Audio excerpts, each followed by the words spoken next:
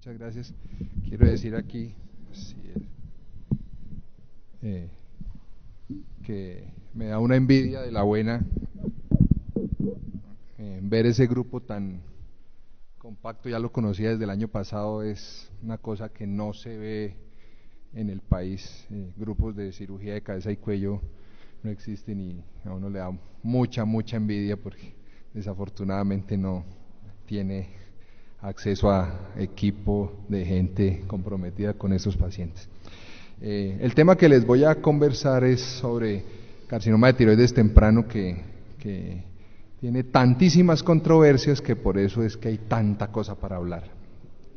Nadie estaba mirando, pero si se acuerdan, Sofía Vergara tuvo un carcinoma de tiroides y fue operada hace muchos años, ¿cierto? Entonces, para que se fijen bien en la cicatriz, tiroidectomía normal, no mínimamente invasiva ni nada de esas cosas. Y sigue siendo estrella en los Estados Unidos. Entonces, de esto es de lo que estamos hablando, ¿cierto? La glándula tiroides, una paciente clínicamente o imaginológicamente se le encuentra un nódulo en la tiroides y ese nódulo viene con un diagnóstico de un BACAF de carcinoma de tiroides, usualmente papilar. Entonces existe una definición, digamos, que puede variar entre la literatura que uno consulte, pero en general la gente acepta que un carcinoma temprano es el que tiene menos de 2 centímetros, que hoy en día es un número impresionante de pacientes en razón de muchas condiciones que ya les voy a mostrar. Pero esa definición es una definición de imagen, ¿cierto? Y resulta que cáncer temprano implica una condición un poco más grande y implica un análisis un poquito más profundo de lo que es la enfermedad. Entonces, primero, usted puede tener un tumor de menos de 1 centímetro, o sea, un microcarcinoma papilar, pero tiene un N1. Eso no es un tumor temprano, a pesar de que en la literatura se junta todo con todo. Tiene que ser un paciente clínicamente N0, o sea, sin ganglios. Además, tiene que, durante la cirugía, evidenciarse que el tumor en realidad no estaba invadiendo los órganos vecinos, porque si está pegado a los músculos pretiroideos, o está pegado a la tráquea o a los vasos, probablemente eso ya no es un cáncer temprano. Solo se sabe después de la cirugía.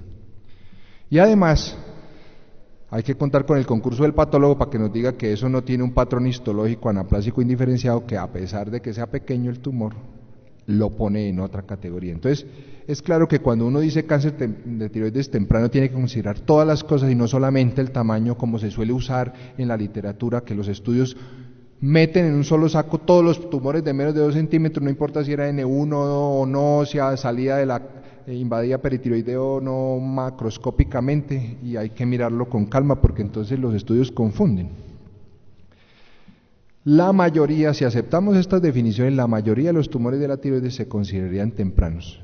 ¿Por qué es eso? Miren lo que ha pasado. Esta es una tabla de un estudio que ya es clásico a pesar de que fue hecho en 2006 y es la evolución del carcinoma de tiroides durante los últimos 30 años en los Estados Unidos. Este es un análisis de la base de datos americana de cáncer, CIR, ¿cierto? Y ustedes ven que todos los cánceres han aumentado, pero particularmente el carcinoma papilar ha tenido un aumento dramático en la incidencia, y los demás, incluso folicular, ha ido disminuyendo. Eso es producto de una mejor definición patológica de lo que es cáncer folicular. Afortunadamente ya no se ven tantos, y pobremente diferenciados, que se mantiene estable en el tiempo. Y la explicación de esa incidencia se debe a crecimiento de tumores que son clínicamente no palpables. O sea, aunque hay un crecimiento muy leve de los tumores palpables, la mayoría de esa incidencia se debe a tumores no palpables. ¿Eso qué quiere decir? Eso lo que quiere decir es el tamizaje, muchas veces creo yo injustificado, con ecografía que se hace. Yo siempre les hablo a mis estudiantes de que si una mujer de 45 años que va al ginecólogo no sale con una ecografía de tiroides de esa consulta, fue que quedó mal examinada, ¿cierto? Porque esa es una rutina que se volvió común. Entonces, paciente que consulta por hipotiroidismo, ecografía; paciente porque está obesa, ecografía de tiroides. Entonces la ecografía de tiroides empezó a encontrar una cantidad de lesiones nodulares de la tiroides que arrancan la cascada, como yo le digo, la cascada de la tiroidectomía, ¿no? Ecografía, nódulo, ¿cierto? Alguien decide que ese nódulo así no tenga indicación, necesita un BACAF, entonces BACAF, le hacen el BACAF y el BACAF reporta células normales, pero las células normales de la tiroides son células foliculares, y entonces el paciente termina en cirugía, muchas veces innecesariamente. Y lo segundo que pasó es que miren que a pesar de que aumentó la incidencia, la mortalidad sigue siendo igual. Entonces lo que estamos haciendo es diagnosticando más tumores que probablemente no tengan ningún impacto en la mortalidad de los pacientes. Sin embargo, ¿quién le dice a un paciente que tiene un BACAF que dice carcinoma papilar que no lo va a operar? Pues sí, ya hay gente que lo dice en Japón, solo para que ustedes sepan que eso ha pasado. Entonces no hay efecto en la mortalidad con la detección precoz. Entonces, ¿qué implica la detección precoz? Hay que mirarlo con calma porque como el número viene creciendo, uno ya no sabe qué hacer o tiene que estar preparado para saber qué hacer con los pacientes, con esa mar de pacientes que vienen cada día. ¿Cierto? No hay información acerca de que la detección precoz altere la calidad de vida, ¿cierto? Pero se supone que disminuye la magnitud del tratamiento. La suposición que hay es que si yo lo encuentro más pequeño, la tiroidectomía más pequeñita, el paciente le va a ir mejor. Sin embargo, ponerle a un paciente de 25 años con un hallazgo de un nódulo de 6 milímetros, que la BACAF dio un carcinoma papilar y lo operó, es ponerlo 50 años tuvo cáncer, la angustia, el miedo, los riesgos de los exámenes de seguimiento que tienen falsos positivos y falsos negativos. Todo eso implica una cascada de situaciones que no se han medido y que no se saben cuál es el efecto. Entonces, es importante tener en cuenta esto. Signos y síntomas de cáncer temprano, si aceptamos esa definición, pues todo esto que a uno le enseñaban de carcinoma de tiroides, de que si presentaba disfagia, disfonía, si la masa, el diagnóstico que el portero hace en la entrada, pues para el caso de carcinoma temprano no aplica. La mayoría de los pacientes son asintomáticos, puede ser un hallazgo clínico en un buen examen físico o generalmente un hallazgo ecográfico. Entonces, esta cosa de los síntomas no aplica para estos pacientes. Los pacientes usualmente no sienten nada, tienen una ecografía que los enfermó. ¿Qué hace uno con ese paciente? Entonces, caso típico que uno ve todos los días, mujer, 40 años, nódulo de 1.3 milímetros diagnosticado por ecografía, incidental, no se toca ni se ve. Uno que, ¿cómo aborda el paciente? Entonces, digamos, es una recomendación de la Sociedad Americana de Tiroides hacerles función tiroidea a todos los pacientes. Y función tiroidea implica esto, ¿sí? Uno ve mucho perfil T3, T3 total, T4 total. Eso no afecta, tiroglobulina preoperatoria, eso no afecta para nada ni el manejo ni el pronóstico de los pacientes. Entonces, parece exagerado solicitar esos perfiles tan grandes. Y lo otro es la ecografía, que ya la tiene porque con eso le hicieron el diagnóstico. Vienen los demás exámenes, entonces estamos frente a un cáncer. Y con la palabra cáncer entonces se le agregan un montón de actividades y de cosas que se hacen que probablemente no tienen justificación. Radiografía de tórax, que es una cosa que uno pide de rutina, ¿cierto? Hay evidencia buena, estos son estudios relativamente viejos, que dicen que hacerle una radiografía de tórax a un paciente con un cáncer temprano de tiroides no detecta nada y que en el seguimiento de un cáncer de tiroides no detecta nada, luego uno no debería hacer una radiografía de tórax ni siquiera, ¿cierto? Ahí hay otra información, pero uno la sigue haciendo. La costumbre, la presión del medio, llega donde el colega, como uno es cirujano, entonces llega donde el colega internista y le dice, ¿cómo no le pidieron ni una radiografía? ¿Se justifica? Probablemente no tiene justificación, ¿de acuerdo? Y si no tiene justificación una radiografía y es un paciente temprano, tiene justificación un TAC de cuello, pero los pacientes llegan con TAC de cuello contrastado, cada vez más. O llegan con resonancia, no sé si les ha tocado, pero llegan con una resonancia de cuello, uno no se explica, y lo que es peor, ya como el PET se volvió examen de rutina, entre comillas, entonces llegan con un PET, lo cual es una cosa dramática en el efecto que tiene sobre los costos del sistema de salud, sobre el paciente, hacer exámenes que no van a modificar para nada el tratamiento ni el pronóstico, listo. ¿Cuál es el tratamiento de ese paciente? El tratamiento es eminentemente quirúrgico, el cáncer de tiroides es una enfermedad quirúrgica aún, ¿cierto? Entonces, aquí vienen una cantidad de discusiones alrededor de si el tratamiento que se ofrece es, no es, Y la enfermedad maligna, la tiroides, el cáncer de tiroides ha pasado por todos los extremos. Ustedes, hace 30 años había una discusión que hoy vuelve a ser activa, es sobre la extensión de la cirugía, por ejemplo. Entonces esto tiene muchos ángulos porque dependiendo de la visión que se tenga, se realiza el tratamiento, pero es difícil llegar a un consenso sobre algunas condiciones que del punto de vista de los cirujanos resultan relativamente simples, pero esa visión no es compartida por los otros colegas que participan en el manejo de los pacientes, ¿cierto?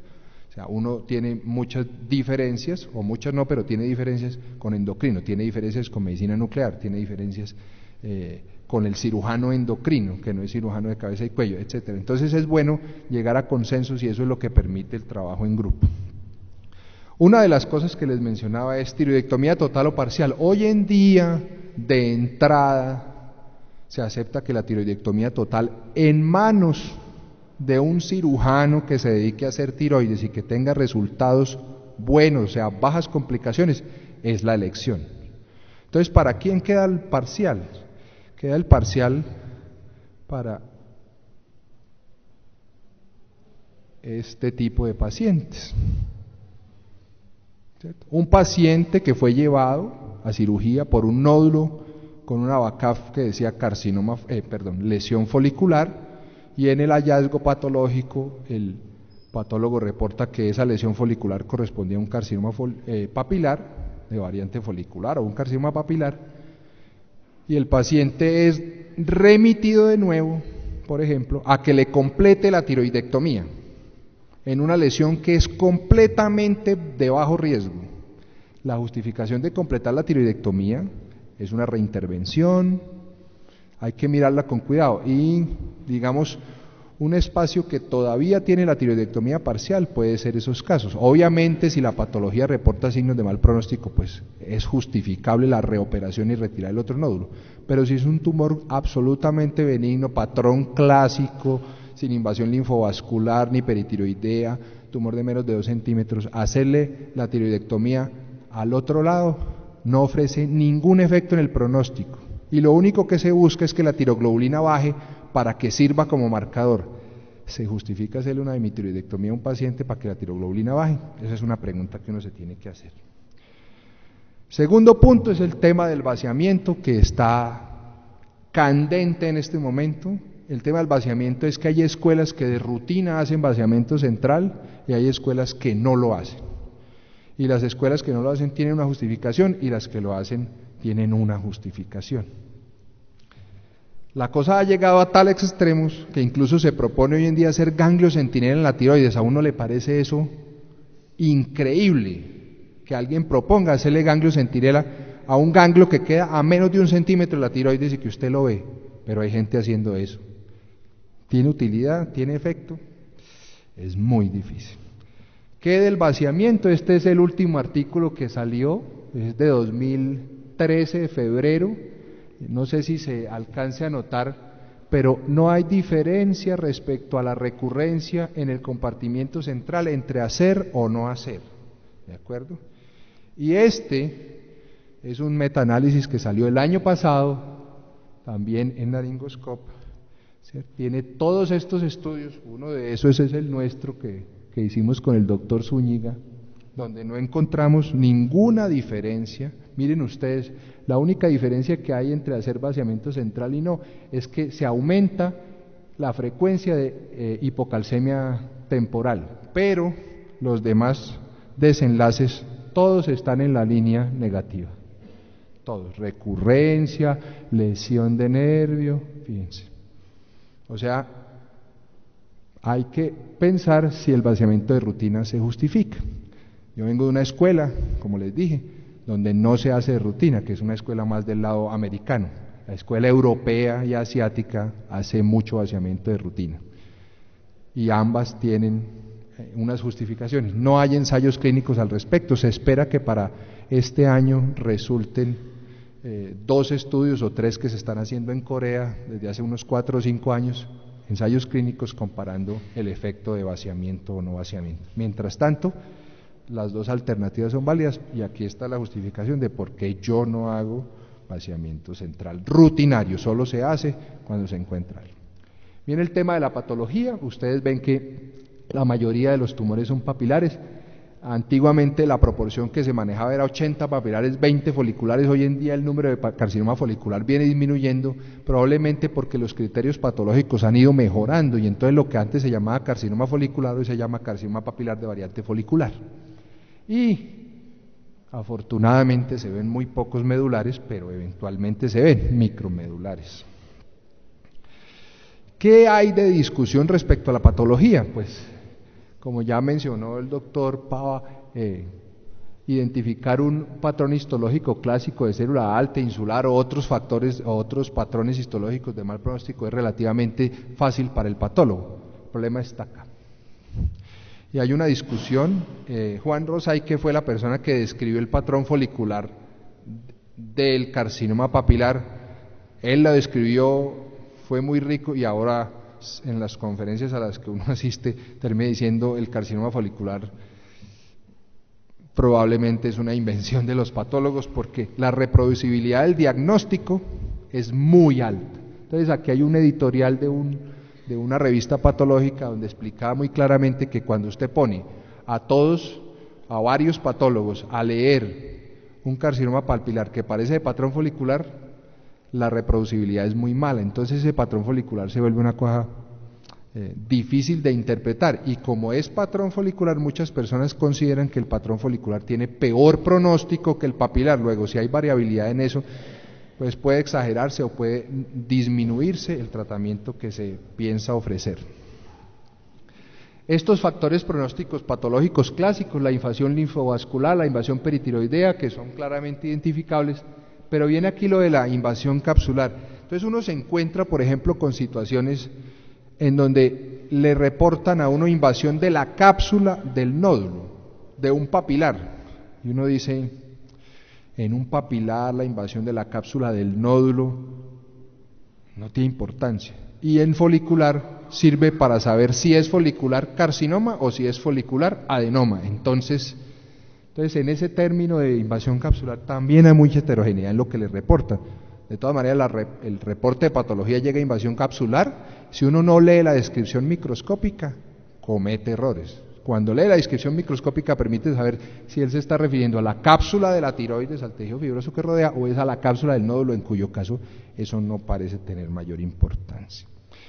Y respecto a las metástasis ganglionares, también existe una discusión. Es lo mismo que uno vea la metástasis, se ve el ganglio de color negrito, muy bonito, duro, o son esas metástasis microscópicas que muchas veces quedan. Ustedes saben que el vaciamiento de un T1 hasta el 50% tienen ganglios positivos, pero solo recurren el 13%, hágase lo que se hace. ¿Qué pasa con el resto? Probablemente la sola retirada de la tiroides y supresión hormonal hace que esas metástasis, micrometástasis, dejen de vivir, dejen de tener efecto. No se sabe. Eso es otro punto de discusión, y eso es lo que favorece, digamos, las personas que hacen vaciamiento, sugieren que estas metástasis microscópicas son muy importantes. Es tema de discusión. ¿Qué pasa después? Listo. Entonces vamos a hacerle ablación con yodo radioactivo. Y ahí se abre otra ventana de discusión entre conductas que se hacen. Entonces, dependiendo de quién aborda el paciente, la ablación puede ser rutinaria o selectiva, ¿cierto? Entonces, ¿cómo escoger por qué unos y por qué los otros? Yo les voy a mostrar Michael Tutor es endocrinólogo, trabaja en un grupo de cirugía oncológica en el Memorial, y él desde el 2008 viene proponiendo esto, que es un abordaje más racional del uso del yodo radioactivo. Y él lo que dice es: nosotros nos hemos enfocado toda la vida en el riesgo de muerte del carcinoma de tiroides, pero solo se muere el 3% a 20 años, 3%. Luego, morirse, al contrario de otros cánceres, no es un buen desenlace para medir. Hay que medir otras cosas, lo que en realidad al paciente le importa. ¿Qué es lo que en realidad al paciente le importa? Morirse es tan bajito que al paciente de carcinoma de tiroides lo que lo mortifica es la recurrencia ganglionar central, que implica reoperación, ganglionar lateral, que implica reoperación. Entonces, la propuesta de este grupo es: centrémonos en la recurrencia, no en la mortalidad como los criterios AMES, AGES, Macy's, sino en la recurrencia, que es lo evidente. Y entonces se clasifican los pacientes en 3 grupos de riesgo para recurrencia. Y ustedes ven aquí bajo riesgo, mediano riesgo y alto riesgo. Fíjense que los pacientes de alto riesgo son extremos, tumores mayores de 4 centímetros, con factores pronósticos histológicos malos y que tienen ganglios positivos. Pero estos ganglios positivos, macro o micro, ahí entra la discusión, ¿cierto? 4 centímetros sin lo demás, solo el tamaño define, entra la discusión. Pero lo que quiero que miren es esto. Bajo riesgo es el grueso de los pacientes de hallazgo incidental, el grueso. Intermedio, el otro pedacito, o sea, estos son cada vez menos, cada vez menos. Entonces, basados en el riesgo de recurrencia, se debería indicar el tratamiento. Entonces, aquí está la propuesta, Michael Tuttle, de esta tablita que es basada en las guías de la Asociación Americana de Tiroides. O sea, si todos estamos de acuerdo en aceptar las guías, aceptémoslas. Fíjense lo que dice aquí: T1A y T1B, riesgo de muerte, 0 prácticamente. El beneficio esperado de la ablación, no, selectivo, selectivo. Y fíjense que a los únicos a los que hay un sí formal son los T3, que corresponden a los tumores de alto riesgo, más de 4 centímetros, ¿cierto? N0, ¿cierto? No. Riesgo de muerte no. Riesgo de recurrencia no. Selectivo, no selectivo, no selectivo. Sin embargo, esto abre un espacio de discusión, como les decía, es: si yo le hago vaciamiento a todos y me salen positivos, el 50% quedan aquí, ¿todos deben ir? No, selectivo, ¿cierto? Entonces, tema de discusión. Esto fue propuesto allá en el Memorial, en Nueva York, pero ya ha sido validado en Brasil, ya ha sido validado en Argentina. Probablemente este sea el esquema del futuro para hacer un uso más racional del recurso de seguimiento, del recurso de ablación. Otro punto de discusión es si le hacemos una sola ablación o el paciente necesita ablación al año o a los 2 años. También basado en ese criterio de recurrencia, mire lo que dice: riesgo estimado inicial de recurrencia, si está intermedio, dice ablación probablemente a los 1 o 2 años, pero tiene esta estadificación secundaria del riesgo. O sea, después de que yo opero al paciente, le mido la tiroglobulina, digo si el paciente tiene excelente resultado quirúrgico. ¿Qué quiere decir? Paciente tiene tiroglobulina en 0, anticuerpos negativos y está bien suprimido. Si tiene pronóstico excelente, queda aquí en bajo riesgo. Sin embargo, uno lo matricula aquí y ahí se quedó matriculado para toda la vida, sin tener en cuenta que el tratamiento cambia el curso de la enfermedad. Y la dosis, ¿cierto? Tradicionalmente la dosis que se usa es 150 para todo mundo, porque no se hace dosimetría en el país, desafortunadamente, porque es muy cara, no la pagan, nada de eso. Pero en Europa la discusión es si le daban 100 o le daban 30.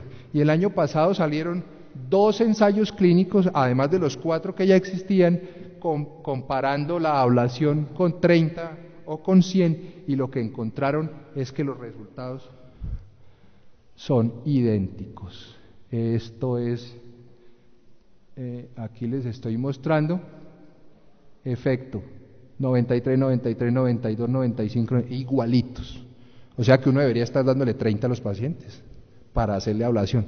Sin embargo, la conducta sigue siendo, por lo menos en muchos lugares del país, 150, dosis estándar para todo el mundo, independiente del peso de la cirugía, de la extensión, 150. Lo que viene, el segundo ensayo, este es francés, este otro ensayo es inglés, misma revista, ¿cierto? Mismos pacientes, dosis, aquí están, miren, resultados, mismos resultados. Entonces, La alternativa, ¿cuál es? 30. 30 veces la dosis de ablación, no 150, no 100. A esto le suman 4 ensayos previos que dicen exactamente lo mismo. Y el seguimiento, ¿cómo hace uno el seguimiento de sus pacientes? Pues el seguimiento se hace con los marcadores estándar, tiroglobulina. Acuérdense que todos los exámenes tienen sensibilidad y especificidad, ¿cierto? La tiroglobulina tiene una sensibilidad y una especificidad que puede variar de acuerdo al cirujano.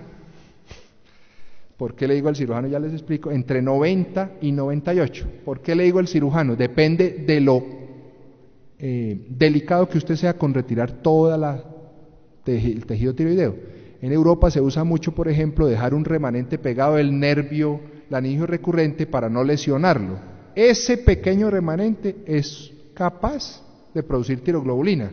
Luego hacerle ablación probablemente sea una conducta de rutina. Pero si usted es lo suficientemente juicioso y retira todo el tejido tiroideo, el paciente queda con tiroglobulina 0 después de la cirugía. Anticuerpos, TSH, T4 libre, una ecografía de tiroides. Volvemos al punto de la radiografía de tórax. Ya les comenté que parece injustificable, sin embargo es difícil dejar de hacerlo. Y rastreo al año o a los 2 años con supresión, sin liberada, como dicen, o sea, retirándole el medicamento durante un mes. ¿Esto en qué afecta? Entonces viene el tema de la recidiva bioquímica y la recidiva clínica. Yo nunca he entendido qué es la recidiva bioquímica, porque un paciente que está bien, come, camina, habla, no toma calcio y vive 20 años, que tenga la tiroglobulina en 2,3, ¿por qué tenemos que ir a perseguir tiroglobulinas en vez de estar persiguiendo enfermedad clínica? Entonces es una discusión.